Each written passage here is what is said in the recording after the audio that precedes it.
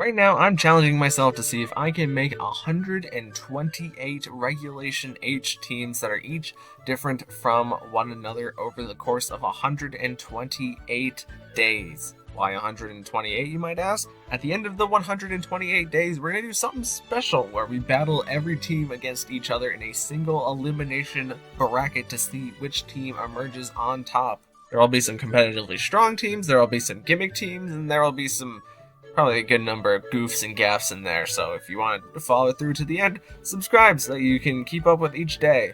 But without further ado, let's move on to day 28.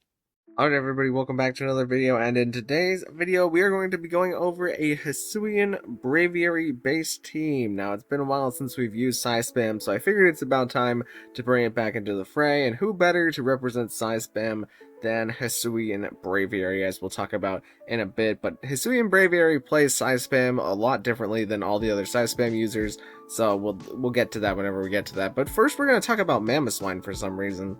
Mamoswine is a nice Pokemon because it has the Oblivious ability, and Pokemon with Oblivious cannot be taunted, but they can also not be intimidated, so we're going to have a super good attack stat on Mamoswine. It's pretty high, a lot of investment into it, but we also have a good amount of speed for outspeeding things like Incineroar, so that we can not care about them, and with our moveset of Ice Shard and Icicle Crash for good stab damage, and the Earthquake for good spread stab damage, and the Tera Blast for whenever we decide to use our Tera Electric in order to hit things like Water type.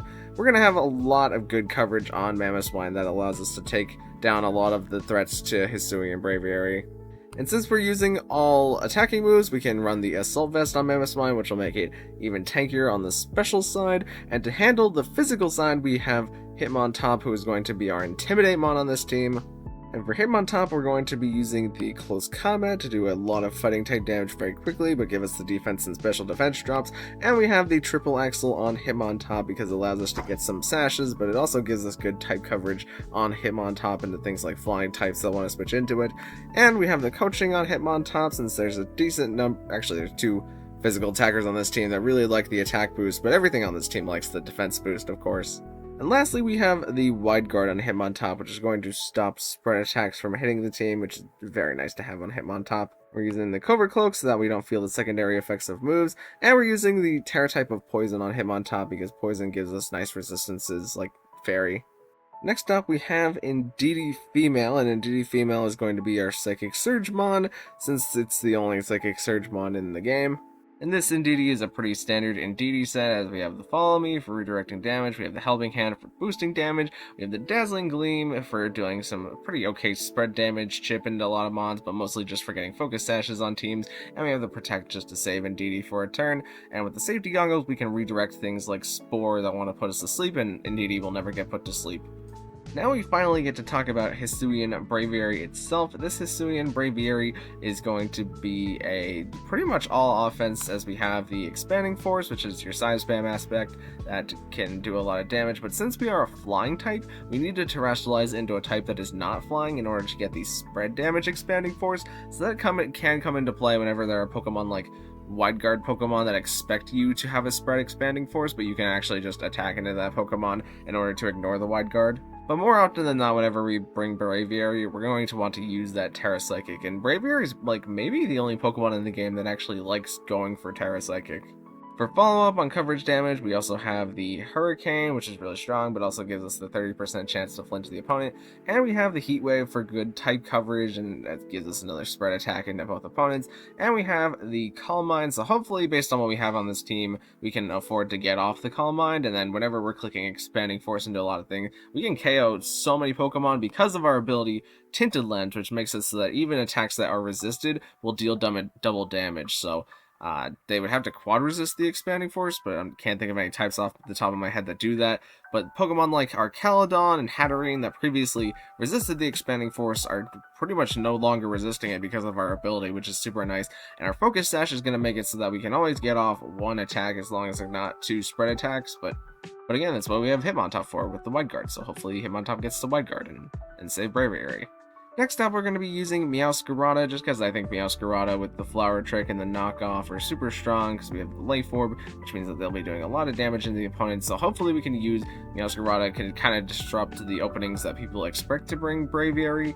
We also have the Sucker Punch, which gives us good stab option with priority, and we have the Low Sweep just to catch some of the dark types off guard that want to be hitting Hisuian Braviary. We can Protean into a fighting type immediately and drop their speed, so a Braviary can, like, I don't know, air slash into them or something.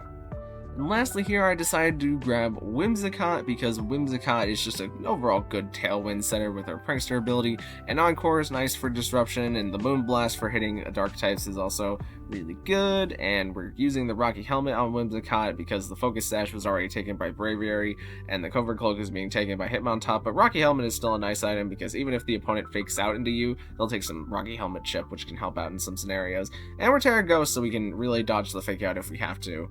But yeah, that's the basic gist of the team. Let's get into some battles.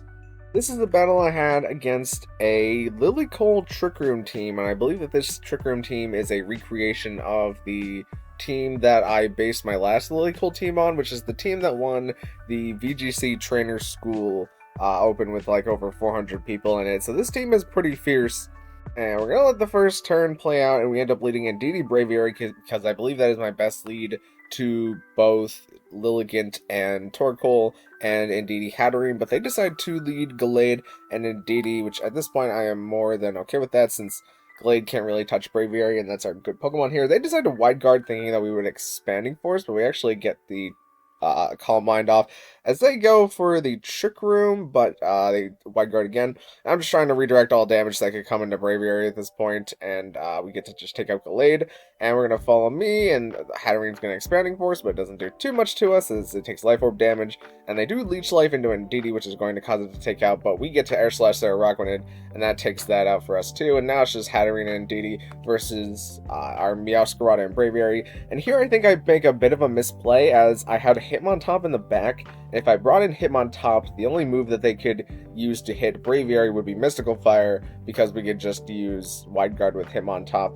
and we could have Braviary just attack into both Hatterene and Indeedee. We go Tera Psychic here so that I could get the spread Expanding Force, and they Dazzling Gleam down Meowscarada. That does enough damage to Braviary to bring it down into the red, as I decided to Air Slash, but I should have gone for the Expanding Force with the Tinted Lenses. I think it would have KO'd both. They just are able to Mystical Fire into Braviary, reading the Wide Guard here as Indeedee goes into Hitmontop with the Psychic, and that KOs Hitmontop. So, in this second game, I still think Indeedee and Hisuian Braviary is my best lead. I'm just going to try and play it a little differently and hope the opponent tries playing the game a little bit differently, and they do decide to lead Hisuian, Lilligant, and Torkoal here.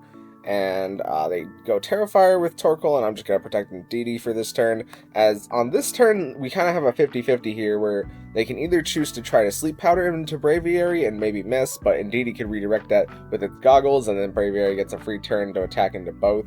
But they just decided to go for the After You Eruption here, and Braviary is going to live it because of its Focus Sash, and then get good damage into Torkoal.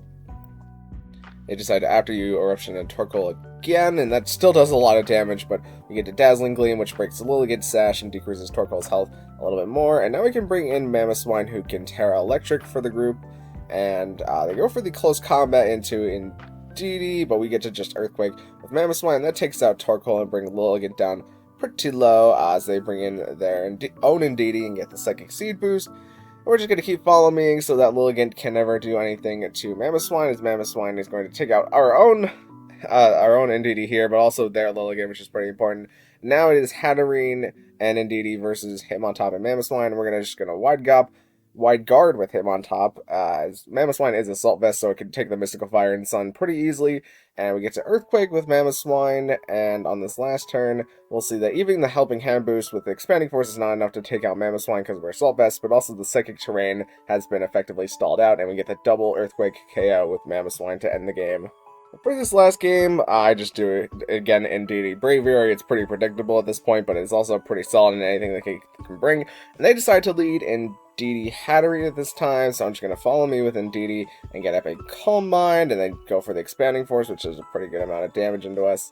And they get their Trick Room here, and I go Tera Psychic into Braviary as the Helping Hand with Hatterene, and I just want to save Indeedee for as long as I can.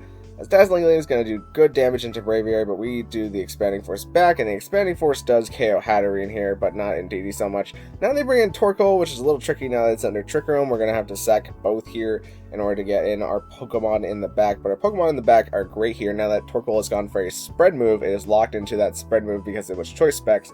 So Hitmontop can just Wide Guard, and Indeedee's going to try and redirect the damage here, but we just go for the Earthquake with Hitmontop, and that's going to KO both Indeedee and Torkoal. So they could have seconded Hitmontop, which would kind of lead to a different game here, but it's important for them to redirect the damage, I guess. As we get to go for another Earthquake here into Torkoal, and that's going to take Torkoal out and break Lilligant's Sash, but they land the Sleep Powder on Hitmontop, which is a little unfortunate as Trick Room ends. And Lilligant goes for a Ghost, which means that it lives the Ice Shard, but it looks like it would just barely live the Ice Shard even without the Tera Ghost there, as Hitmontop takes its first turn of sleep, and the close combat crits into Hitmontop, which is very unfortunate, as I did the calcs, and if that didn't crit, it would have the max damage that it could have done to us at full health was 80%, so yeah, the crit kind of mattered there, but also we had a 50-50 chance to wake up on that turn and go for the Trick Bull Axle into Lilligant. So, I mean, a 50-50 against a pretty aggressive team like this one is still a 50-50 that I'm willing to take there. Okay, here we have Mouse Ape, Rain, and they also have Magmortar, which seems like Magmortar is a good check into Amoonguss, but we don't have Amoonguss, so they probably won't bring it. I think I'm fine leading Indeedee and Braviary, and then to clear up the game, let's use perhaps Meowscarada and maybe Hitmontop can activate Annihilate's Defiant. It also doesn't, it only really plays well into our Caledon here. I feel like Braviary with the Tinted Lens should do enough damage into it that we can have Meowscarada clean it up. Let's bring Hitmontop in the back anyways. Okay, they actually just decided to lead Magmortar and Pelipper here, interestingly enough. Are they going to... What are they going to do? Heat Wave? I think that's like their best option. We can just Follow Me and Calm Mind with Braviary, and let's see how the opponent reacts. They decide to swap in our Caledon, and they Tera Water Magmortar here, as they go for the Water Weather Ball into Indeedee. We get off the Calm Mind into Braviary, which is good. Braviary is slower than the Magmortar, though. It's probably also slower than the Caledon. And now Spexed into Water, though. So if we just Helping Hand it, we need to redirect the Electro Shot. Unless we live the Electro Shot when we go Terra Psychic. Maybe we should just Helping Hand and Terra Psychic the Expanding Force and see what happens. Because they go for the Electro Shot into Braviary, and that does that much. The Weather Ball also comes out. Oh, Braviary just doesn't live it. Wow, okay. Wasn't expecting that one. Yeah, I really thought Braviary would live that with the Spadef boost, but I guess I was wrong. Okay, well, I think the only thing we can do at this point is just Helping Hand and Close Combat the Arcaladon. They could just switch to Pelipper reading this, so maybe I should attack Magmortar. We have to attack an Arcaladon, I think. Close Combat Arcaladon, that gets rid of it. And what does Magmortar do? Weather Ball's in Hitmontop, and that's going to take out Hitmontop. Now we can bring in Meowscarada, and they have Mousehold in the back. I think Mousehold could beat... Oh, it's just going to Follow Me. Magmortar's going to attack. Yeah, I think we have to trade Follow Me's here, and I'm going to low sweep the mouse. As we just don't do enough damage into the Mousehold to KO it. Okay, well, okay, so let's adjust for game 2 here. I don't think the Indeedee lead was bad. I just wasn't prepared for the Weather Ball from Magmortar to do as much as it did. So let's perhaps do Indeedee Braviary again. And I think Hitmontop Meowscarada, if only the low sweep did a little bit more damage to the Mousehold, then we probably still wouldn't have it because we would have to Flower Trick into the Magmortar. Let's see how the game starts here. They do have Wide Guard. Let's Follow Me, and what if we just Terra Psychic Expanding Force both targets? Like, we do pretty good damage. Or what if instead... Nah, I thought we were Terra Grass there for a second. Let's redirect, and... I mean, I guess just go for the Calm Mind like last time.